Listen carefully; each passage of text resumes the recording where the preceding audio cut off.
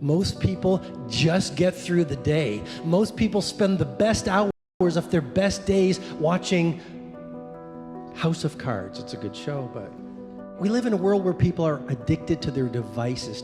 Your devices, your addiction to checking every WhatsApp that comes in, every notification from Facebook, every social media post is costing you fortunes of productivity, creativity, impact, and influence. When you focus monomaniacally on a project or a skill, a neural pathway gets set up around that one skill. You isolate a neural pathway.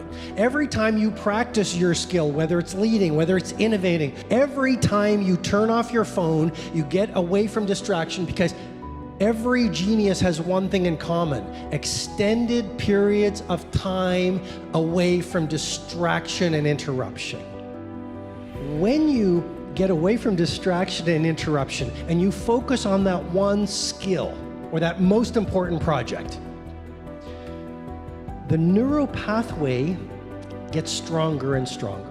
And the more you practice the skill, the more that neural pathway gets isolated. Now, when it gets isolated through deep practice every single day in an undistracted environment, oligodendrocytes get triggered and they release a fatty tissue called myelin. Myelin is thought to be, by many researchers and scientists on high performance, to be the secret of genius. Wayne Gretzky, he said, "I didn't skate to where the puck was, I skated to where the puck was going." Steve Jobs, "I could see around corners." Messi, bend the ball like Beckham. These people were not naturally talented. They stripped away distraction. They developed a monomaniacal focus on mastery. They did it over an extended period of time. And what happened?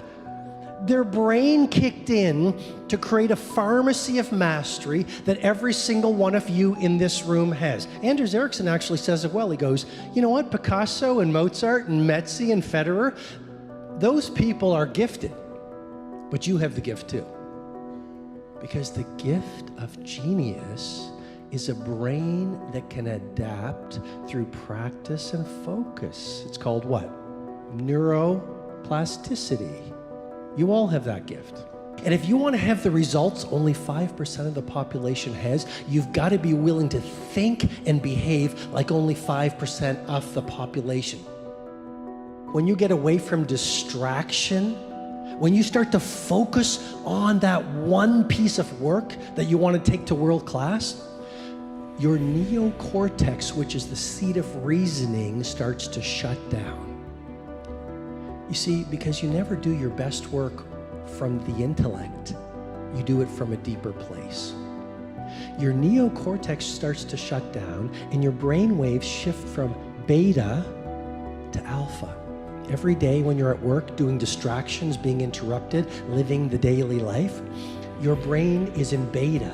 But if you look at geniuses, they're operating at alpha waves. Once your brain shifts from beta to alpha, a pharmacy of mastery is created. Cortisol, which is the fear hormone, starts to reduce. A lot of us are in fear every day. We don't even know it. That's why we don't take risks. That's why we don't push the envelope. That's why we don't innovate. That's why we're afraid to be ourselves. Cortisol. When you're away from distraction, cortisol comes down. Dopamine, the inspirational neurotransmitter, is released. And serotonin is released. And a pharmacy of mastery is actually created in your brain when you go into that quiet space to do very focused, concentrated work. Mihai Csikszentmihalyi of University of Chicago calls this the flow state. Every single one of us can create flow in our work. And when you get into flow, that's when the athletes do otherworldly things. That's when the great painters create these masterpieces. The rituoplasticity. What does rituoplasticity mean? Well, just like there's neuroplasticity, your habits, your routines, and your rituals are plastic. Rituoplasticity.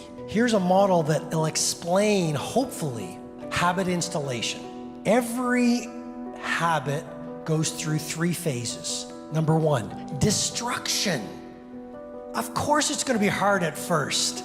You're destroying your neural pathway of the old habit and the emotional architecture of that old habit. Every routine or ritual or habit goes through, number 1, destruction. Approximately 20 days. 66 days to install. Look at this, from the starting point to anything you've learned today you want to install as a habit, from 0 to 66 days. At 66 days, you will reach what researchers call automaticity. It'll be easy. You'll get up at 5 a.m. automatically. You'll journal, go the extra mile, practice your craft automatically. But you have to stay with it for 66 days. First 20 days approximately is phase number 1, destruction. Phase number 2, confusion. After you've destroyed it, it's like a renovation. There's a mess. Now you're confused. It's normal if you're confused. If you're confused, you're still thinking for yourself. If you're confused, it means you're growing. Society says, what's wrong with you? You're confused all the time. I'm suggesting to you, you're confused all the time because every single day you're disrupting who you used to be yesterday. And of course, society doesn't understand you. To have the results very few have, you've got to live and behave like very few do. After confusion, stage number 3, the final 20 days approximately, integration. Integration of the new habit. Destruction, of course it's going to be hard for 20 days. Confusion, phase 2, messy in the middle. You're going to feel like giving up. This won't make sense. It's new to you. Finally, integration. You get to automaticity. It becomes a part of your new belief, your new way of being. It becomes easy. Here's the fascinating thing. You only use willpower until you get to automaticity. This is the secret of the great athletes. They are spending all this energy on willpower just to install the routine. Once the routine becomes automatic, the exciting thing is they free up their willpower for their next routine to be installed. Don't watch the news. Don't populate your life with energy vampires. Turn off your notifications and go dark for a significant period of time. But please, install a tight bubble of total focus, at least for 2 or 3 hours every single day. Game changer. You can be world class, you can fit in with the world, you don't get to do both. And if you do these kinds of things I'm teaching you, the world will call you eccentric. This is where you got to develop the interior core where it doesn't matter if people call you crazy. One of the things limiting you from your income, your impact, a world-class life, you care too much about what people think about you. Most people on the planet today are followers. How many people do you know think for themselves? How many people do you know are originals? Most people have not even made the time to think alone. What food do I like? What are my top values? What is real leadership for me? What are my true measures of success? What are the books I like versus the person I follow on the social media? It is rare to see a woman or a man thoughtful, deep, thinking for themselves. Most people don't think for themselves. They're brainwashed, they're hypnotized, they're plugged into the matrix, they're watching all the media, and they're being hypnotized and programmed into a way of living that I believe is heartbreak at the end. We all, according to science, so if you don't want to believe it, that's fine, but according to science, we can do world-class work. According to science, we all have genius within us. But here's the thing I want to challenge you with. We all want genius, we all want to be world-class, we all want to be great leaders, and we all want to live meaningful lives. And yet we're not thinking the thoughts, constructing the rituals, creating the environments that would create